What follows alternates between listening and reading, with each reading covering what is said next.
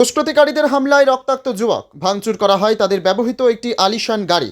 অল্পেতে রক্ষা পায় গাড়িতে থাকা গৃহবধূ সহ তার ৩ বছরের পুত্র সন্তান। ঘটনার পরিপ্রেক্ষিতে বিশালগড় থানায় একটি মামলা দায়ের করা হয়। চাঞ্চল্যকর ঘটনাটি ঘটে বিশালগড় থানাধীন নোয়াপাড়া এলাকায়। বিষয়টি নিয়ে বর্তমানে গোটা এলাকায় তীব্র উত্তেজনা বিরাজ করছে।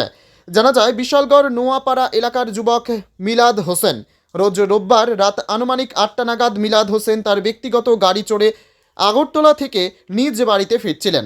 তৎসময় তার সঙ্গে ছিলেন তার স্ত্রী, শিশুপুত্র সহ ২ বন্ধু। জানা গেছে, তাদের গাড়িটি নোয়াপাড়াস্থিত পার্টি অফিস সংলগ্ন স্থানে পৌঁছা মাত্রই স্থানীয় একদল দুষ্কৃতিকারী সহ আরও একাধিক যুবকের হাতে দা, লাঠি, রড নিয়ে তাদের উপর প্রাণঘাতী হামলা চালায়, এমনটাই দাবি আক্রান্ত যুবক মিলাদ হোসেনের। দুষ্কৃতিকারীদের আক্রমণে ভেঙে গুড়িয়ে দেওয়া হয় তাদের ব্যবহৃত গাড়িটি পর্যন্ত। আক্রান্ত হন মিলাদ হোসেন সহ তার এক বন্ধু নাসির উদ্দিন। একসময় জীবন রক্ষার্থে মিলাদ হোসেন দ্রুত গাড়ি চালিয়ে ঘটনাস্থল থেকে কেটে পড়ে, অন্যথায় তাদেরকে হত্যা করার উপক্রম ছিল বলে দাবি করেন মিলাদ হোসেনের স্ত্রী। পরবর্তীতে প্রতিবেশী লোকজন সহ আত্মীয় পরিজনরা উপস্থিত হয়ে আক্রান্ত মিলাদ হোসেন এবং তার বন্ধুকে তড়িঘড়ি বিশালগড় মহকুমা হাসপাতালে নিয়ে যায়। সেখানে তাদের প্রাথমিক চিকিৎসা করা হয়।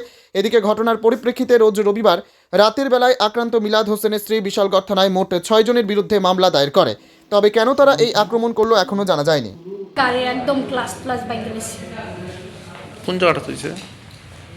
কোন জায়গাটা তো এটা তো নোয়াপাড়া ওই পার্টির অফিসটার একটু আগে। কে কে মারছে? কে মারছে?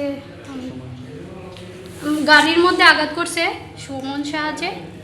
তোমার কে কে মারছে? সুমন আমার মারছে জসিমউদ্দিন। আর সুমন শাহ আমার মারছে না, কিন্তু গাড়ির মধ্যে আঘাত করছে। আর কুডু, সুমন শাহ ছোটো ভাই কুডু, হ্যাঁ গাড়ির মধ্যে আঘাত করছে। আর তফজ্জল ছিল। কি কারণে আক্রমণটা? আমি কিচ্ছু কইতে পারি না, আমি তেমন কোনো কিছুই জানি না। সুন্দর মতো বাড়িতে যেতেছি, আমি তো কোনো কিছু জানি না। এরা পরে কাহিনী শুনতেছি কি তার গ্রামে কারো বলে কে মারছে। তো আমি এই জিনিসটা বুঝতে পারছি, আজকে যে আমি মাইরা আমি কি সুন্দর মতো তাদের সামনে থেকে বাড়িতে যেতাম, আমার ফ্যামিলি নিয়ে গিয়ে এই করতাম। কটা দিকে হয়েছে ঘটনাটা? এই তো 8টা, 7:30 কি 8টা। আচ্ছা, তোমরা কয়জন আহত হয়েছো? আহত আমি আর ওই আমার এক বাগিনা আছে, হ্যাঁ। আচ্ছা, তোমরা কি কেস